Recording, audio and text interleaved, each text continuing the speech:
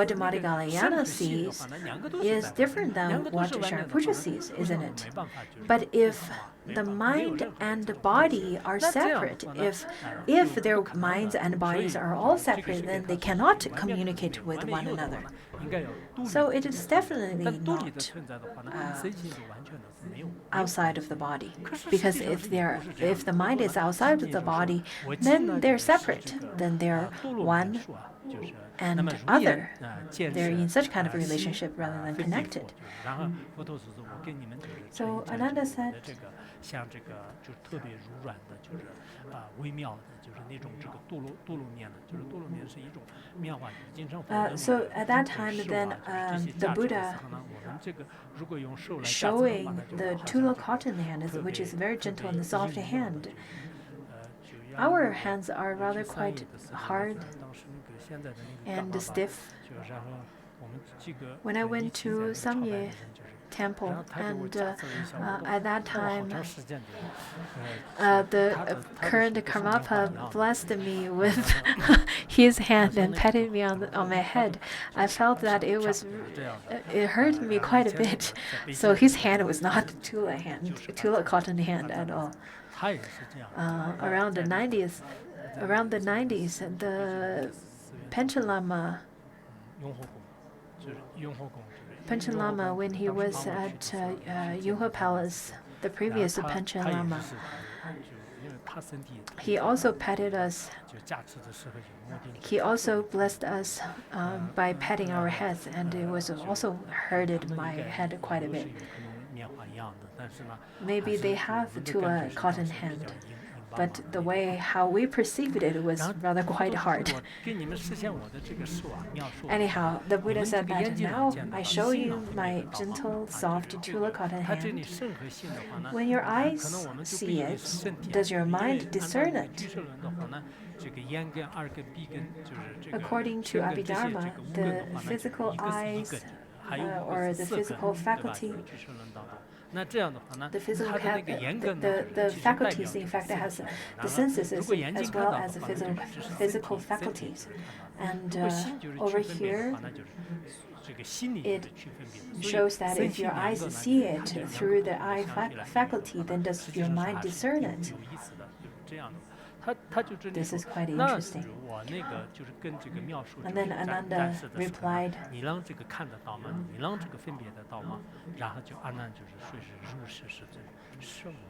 yes, world honored one, my mind discerns it. And then Ananda is a bit confused. He's about to go through the second round. And then the Buddha said, if so, how can your mind be outside your body? If your eyes could see it, your mind could discern it, then your body and mind are connected rather than what you said, because the way you presented is that your mind and body are separate. But now, since you can feel it as well as discern it, you can see it, and your mind could discern it, then that shows your contention is wrong.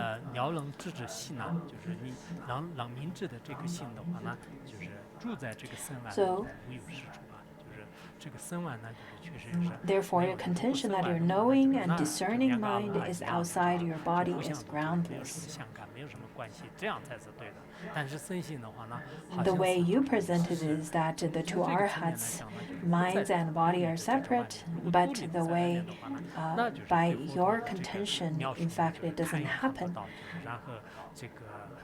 If your contention was right, then you will not be able to perceive the two aspects, both seeing it as well as discerning it. So the Buddha pointed out it is neither inside, and now the Buddha pointed out it is not outside of your body either. This is clearly stated by the Tathagata. This is the second pointing out of finding the mind. So Ananda and the Buddha has rather different kinds of relationship, but when we are studying, when we're studying the Vajrayana teachings, looking at the 5 poisons, or looking at where the mind is. In fact, I think this year I've been given quite profound teachings.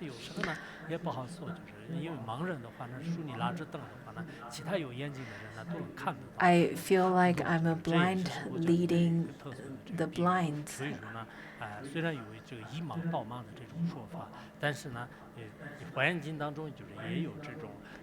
According to the Avatamsaka Sutra, it says that a blind who is holding the lamp could also guide the path to the ones who are searching the way. Just as how a deaf is making sounds by leading the other people, but other people could hear it, although the ones who are deaf cannot hear it. I've been given quite profound teachings. I've translated lots of the profound teachings into Chinese. And because of my translation and my propagation of the Vajrayana teaching and profound teachings, I was attacked and scolded by many people. But I myself don't really care about it too much because I feel that I am studying at the same time as teaching and sharing this profound knowledge with all of you. And as long as those of you who are attaining it, who have this opportunity to studying and practicing it, do not lose the opportunity.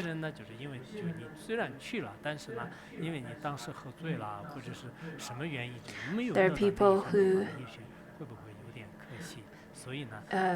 I think since you have the opportunity, if you miss this opportunity, it would be such a pity. It is best to receive as much as you can.